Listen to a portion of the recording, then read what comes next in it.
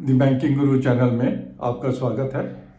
आज हम अपनी इस वीडियो में जन स्मॉल फाइनेंस बैंक जो रिसेंटली लिस्ट हुआ है उसके जो दिसंबर क्वार्टर के रिजल्ट्स रिलीज हुए हैं उस पर बात करेंगे और आगे इसकी चाल कैसी रह सकती है वो भी देखते हैं।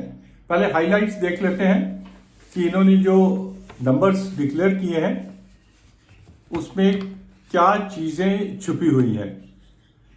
सबसे पहले दे आर कमिटिंग कि वेजीज और social security provisions which they are required to rework on और उसके लिए इनका प्रॉफिट जो है इम्पैक्ट हो सकता है। They have not yet considered the provision for that and it definitely is going to be a higher expenditure for the bank. The second is their carry forward losses.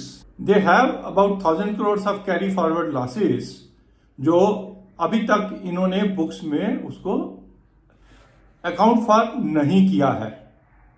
That is also a one thing which we have to consider while investing in this bank. अगर इसका track record भी देखें तो कुछ stable type of track record नहीं है। 2019 में 1949 करोड़ का इनका लॉस था, 2020 में 30 करोड़ का प्रॉफिट, 2021 में 72 करोड़ का प्रॉफिट, 2022 में 17 करोड़ का प्रॉफिट और 2023 256 करोड़ का प्रॉफिट। इतनी वेरिएशन जो है दैट इंडिकेट्स कि अभी इस बैंक में स्टेबिलिटी आनी बाकी है और किन लेवल पे जाके स्टेबल होगा we are not very sure. Then price earning अभी 95 की पीई पे ये ट्रेड कर रहा है और इंडस्ट्री पीई अगर 24 है तो at what cost we are going to invest in this bank. Quarterly result देखने से पहले एक चीज मैं ऐड करूं, जब भी हम क्वार्टरली रिजल्ट्स एनालाइज करते हैं तो हमारा व्यू जो है 3 महीने का होता है। जनरली व्हाट हैपन्स कि रिजल्ट से पहले ऑपरेटर्स ने अपनी कुछ पोजीशंस बना ली होती हैं, depending on that share immediately react करता है। सिमिलरली आईपीओ से पहले भी ऑपरेटर्स ने अपनी पोजीशंस जो बनाई होती हैं, आईपीओ के बाद कुछ समय तक शेयर जो है उस पोजीशंस को कवर अप करने के लिए वो ऑपरेटर्स उसको अप या डाउन करते हैं। तो रियल वैल्यू जो है एक शेयर की से आफ्टर ए मंथ हमें पता चलती है।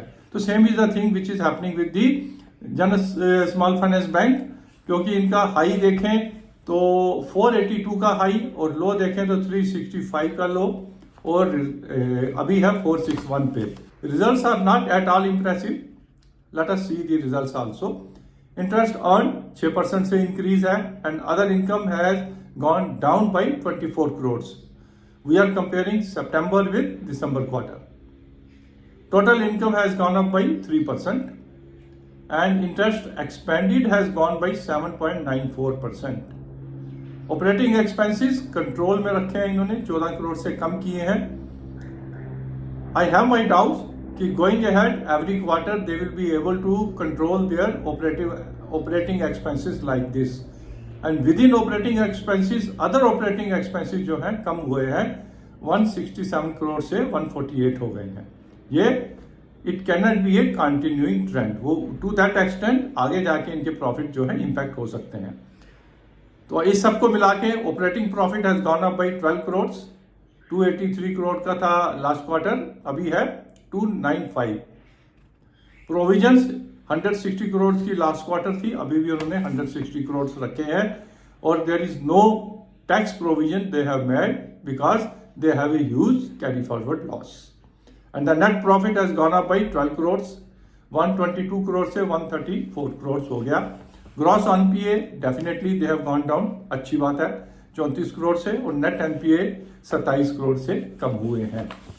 आईपीओ लेके आए थे 414 रुपए पे, अभी ये प्रीमियम पे चल रहा है, but with high price earning and not stabilized type of results, we don't recommend कि हम लॉन्ग टर्म के लिए जन स्मॉल फाइनेंस बैंक पे इन्वेस्ट करें। हालांकि दिस इज ट्रेडर्स के लिए may be there is some more steam left, but only smart traders will be able to make profit in this type of volatility, क्योंकि कोई ना कोई ऊपरले लेवल पे जाके फंस जाएगा और जो क्विकली निकल सकेगा वही बच पाएगा. If you are a smart trader, you know when to enter and when to buy. Okay, for some time General Small Finance Bank you can invest, but as a long term investment the time has not yet come to invest in this bank for long term. Thank you very much for watching this video on General Small Finance Bank. We will be back with you with the next quarter results. Thank